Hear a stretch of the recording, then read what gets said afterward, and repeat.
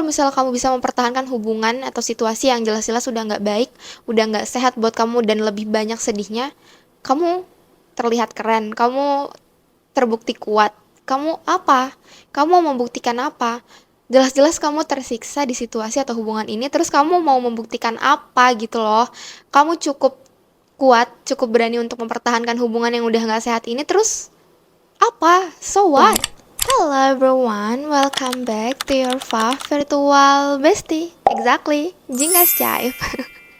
Hampir aku lupa intro aku lagi tadi. Oke, kali ini aku pengen bahas gimana sih caranya lepas dari hubungan atau situasi yang udah nggak sehat. Yang meskipun kita tahu gitu, hubungan ini tuh udah nggak sehat, hubungan ini tuh udah nggak baik, tapi tetap aja kita bertahan. Karena ya nggak tahu gimana cara keluarnya, nggak tahu kita harus ngelakuin apa setelah ini atau bagaimana cara keluar dari situasi ini. So kali ini dan hari ini aku pengen bahas gimana caranya keluar dari sesuatu yang udah nggak sehat lagi, entah itu hubungan, situasi, atau pekerjaan atau ekspektasi yang ada di kepala sendiri yang gak sehat itu. Dan yang perlu kalian ingat adalah melepaskan itu bukan berarti menyerah. It's about choosing what's best for you. Jadi lebih ke tentang bagaimana kamu memilih apa yang terbaik untuk diri kamu, memilih apa yang lebih baik untuk diri kamu. Jadi melepaskan itu bukan berarti kita menyerah pada situasinya atau seseorang. Okay? So, here kita mulai. Oke, hal pertama yang pengen banget aku bahas di sini adalah kenapa sih melepaskan itu penting? Karena ternyata untuk beberapa orang melepaskan itu jadi tanda kelemahan. Kayak kok gue nyerah sih, kok gue nggak bisa sih mempertahankan situasi atau hubungan ini. Berarti gue terlalu lemah nggak sih kayaknya buat ini atau buat itu dan lain-lain dan masih banyak lagi. Yang padahal melepaskan itu adalah tanda kita tuh cukup cerdik, kita tuh cukup cerdas, kita cukup pintar, kita cukup sayang sama diri sendiri. Kayak kita tahu apa yang lebih baik untuk diri kita. Jadi melepaskan itu bukan tanda kelemahan kamu, justru mempertahankan itu juga bukan kekuatan kamu di beberapa situasi. Kayak emang kalau misalnya kamu bisa mempertahankan hubungan atau situasi yang jelas-jelas udah nggak baik, udah nggak sehat buat kamu dan lebih banyak sedihnya, kamu terlihat keren, kamu terbukti kuat. Kamu apa? Kamu mau membuktikan apa? Jelas-jelas kamu tersiksa di situasi atau hubungan ini, terus kamu mau membuktikan apa gitu loh. Kamu cukup kuat, cukup berani untuk mempertahankan hubungan yang udah gak sehat ini, terus apa? So what? Apa sisi positifnya yang bisa kamu banggakan dari mempertahankan hubungan atau situasi yang udah jelas-jelas gak sehat? Karena ya sekali lagi gak semua hal itu pantas untuk kita perjuangkan, pantas untuk kita pertahankan. Jadi gak apa-apa banget kalau misalnya kamu melepaskan sesuatu yang menurut kamu tuh sekarang udah gak baik buat kamu, udah gak cocok buat kamu, udah gak bagus lagi buat kamu. Ya udah lepasin aja, nggak ada yang salah, nggak ada yang salah dari melepaskan dan menyerah atas hubungan atau situasi yang sedang kamu jalankan ini, nggak ada yang salah atas itu semua. Karena aku belajar banyak banget hal di buku ini. Ini lebih tepatnya tuh ngajarin kita bagaimana caranya untuk nggak terlalu mempedulikan hal-hal yang memang nggak harus kita kasih fokus. Tapi di buku ini juga ngajarin kita untuk memilih apa ya, hal-hal yang benar-benar penting gitu buat kita. Jadi kenapa harus peduli kalau misalnya nanti aku dianggap lemah, nanti aku dianggap kayak gimana atau gimana, ya terserah dia mau nganggap kamu kayak gimana tuh, itu urusan dia. Urusan kamu sekarang tuh mikirin apa yang buat kamu tuh sebenarnya bahagia. Kalau misalnya kamu tahu dengan sadar kalau hubungan ini tuh udah gak bikin kamu bahagia dan cuman banyak sedihnya, untuk apa lagi dipertahankan? Kamu mau menunjukkan kekuatan ke siapa? Ke dia? Ke dia yang bawa kamu rasa sedih terlalu banyak itu, ke dia yang gak ada sama sekali ngasih bahagia apapun ke hidup kamu, yang cuman nambah stres kamu doang. Buat apa? Kamu mau membuktikan ke orang yang jelas-jelas ngasih rasa sedih itu. Sekali lagi buat apa? Aku di sini bilang fakta deh, soalnya dulu ini tuh sebenarnya lebih ke aku nyindir diri aku yang dulu, kayak buat apa sih lu mempertahankan hubungan cuman biar lu pengen gitu seseorang itu tahu kayak lu tuh cukup kuat loh buat ini. Kalau misalnya lu nanti kehilangan gue, lu tuh bakal nyesel loh. Enggak, dia nggak akan nyesel. So ya udah. Jadi ya udahlah, daripada nyesel terlalu lama, ini aku berbicara ke diri aku sendiri yang lama gitu ya, kayak please, walaupun emang mungkin gak enak di awal kayak harus tiba-tiba lepas dari orang yang mungkin 50% tahu diri kita atau bagaimana, ya emang gak mudah sih. Gak ada yang bilang gampang juga, tapi ya kalau misalnya lu mempertahankan hubungan yang jelas-jelas udah nggak sehat, buat apa lagi gitu kan? Ya nggak sih? Jadi ya udah, mungkin emang nggak enak di awal, tapi percayalah ke depannya itu akan sangat-sangat-sangat buat kamu kayak wah, aku senang banget kemarin aku buat keputusan ini gitu. Trust me. Dan tadi aku juga bilang kan, kita tuh harus ngasih fokus kita ke hal-hal yang memang benar-benar perlu untuk kita kasih fokus. Nah, di buku ini, Mark Manson juga bilang, kalau hidup kita tuh kayak tas ransel. Jadi kalau misalnya kita terlalu banyak bawa barang di tas kita, itu kan pasti akan terasa lebih berat ya. Barang-barang yang sebenarnya tuh nggak penting, cuman kita masukin aja gitu. Jadi entah pas kita di tengah perjalanan kita jadi banyak istirahatnya karena bebannya lagi-lagi terlalu berat. Kita jadi gampang capek, gampang lelah, dan akhirnya mungkin bisa bikin kita stuck terlalu lama karena punggung kita sakit atau pundak kita sakit, kita nggak tahu.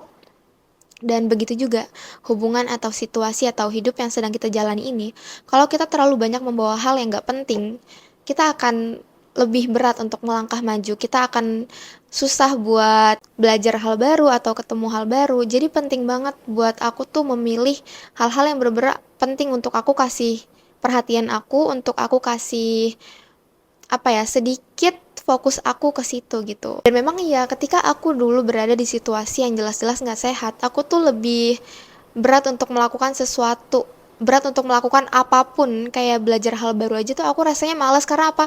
Karena lagi-lagi energi aku tuh udah habis di situasi atau hubungan yang jelek ini. Jadi please banget buat kalian, pilih-pilih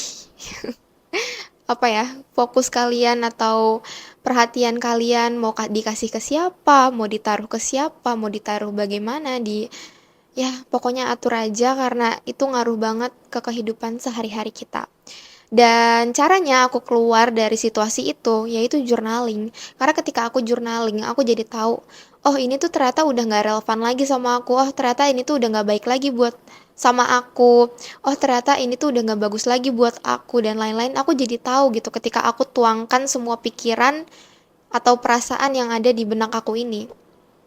So dari situ aku pelan-pelan tahu dan pelan-pelan lebih mudah gitu melepaskan yang memang seharusnya aku lepaskan. Jadi hal pertama yang harus kalian lakukan ketika journaling, kalian harus nulis apapun yang buat kalian tuh merasa stuck atau merasa nggak nyaman dulu.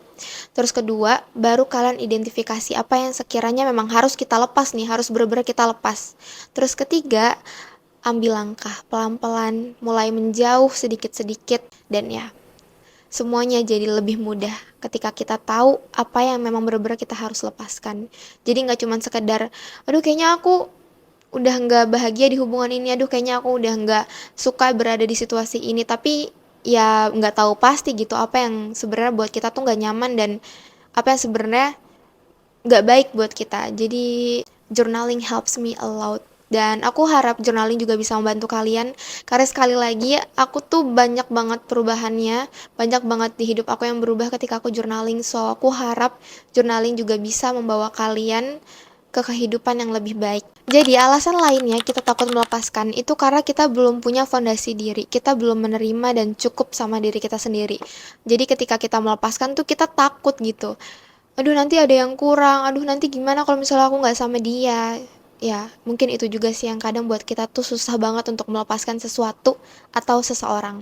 Dan aku maklum dengan itu, karena kita gak pernah diajarkan di sekolah untuk bagaimana caranya cukup dengan diri sendiri, bagaimana caranya bahagia dengan diri sendiri, bagaimana caranya menerima dan ya lagi-lagi cukup dengan diri kita gitu loh. Jadi memang di bukunya Brené Brown yang judulnya The Gift of Imperfection, kalau bahasa Indonesianya itu tak apa-apa tak sempurna, kita tuh perlu menerima diri kita sendiri dulu untuk mencapai diri kita yang lebih autentik dan bebas. Jadi memang normal kalau misalnya sekarang kamu tuh masih takut banget untuk melepaskan dia atau sesuatu atau situasi yang sedang kamu jalani ini, yang sedang kamu alami ini, ya karena mungkin kamu belum tahu bagaimana caranya merasa cukup dengan diri sendiri.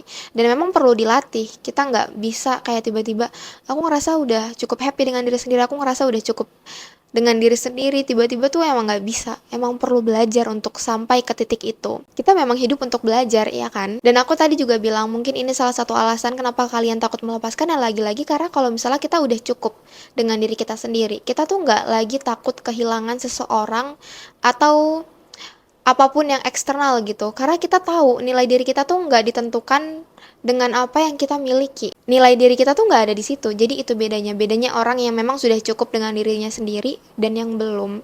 Karena kalau yang belum ini pasti takut kehilangan, karena dia merasa kalau nilai dirinya itu tergantung atau ditentukan oleh apa yang dia miliki sekarang.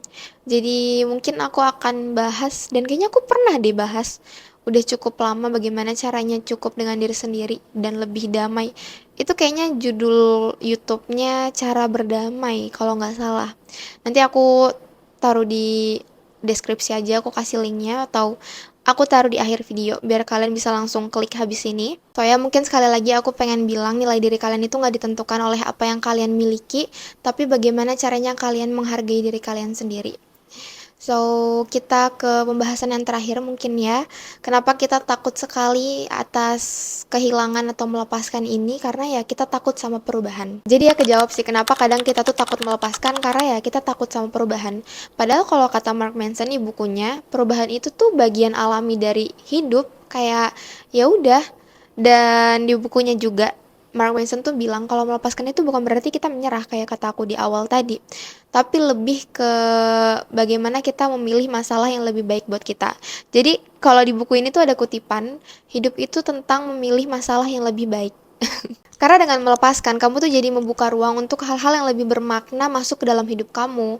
Jadi jangan takut sama perubahan, karena bisa jadi habis kamu melepaskan ini, ada sesuatu yang lebih baik datang ke hidup kamu. Karena kan bisa aja sesuatu yang sedang kamu pertahankan ini tuh kayak blok gitu loh. Blok yang menghalangkan kamu dari dari hal-hal yang lebih baik masuk ke dalam hidup kamu.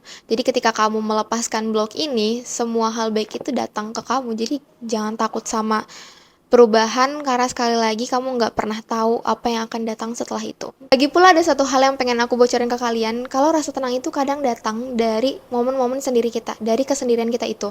Jadi jangan takut untuk melepaskan, karena ketika kita melepaskan, kita butuh waktu untuk sendiri dulu dong. Kita butuh waktu untuk menyembuhkan diri sendiri dulu.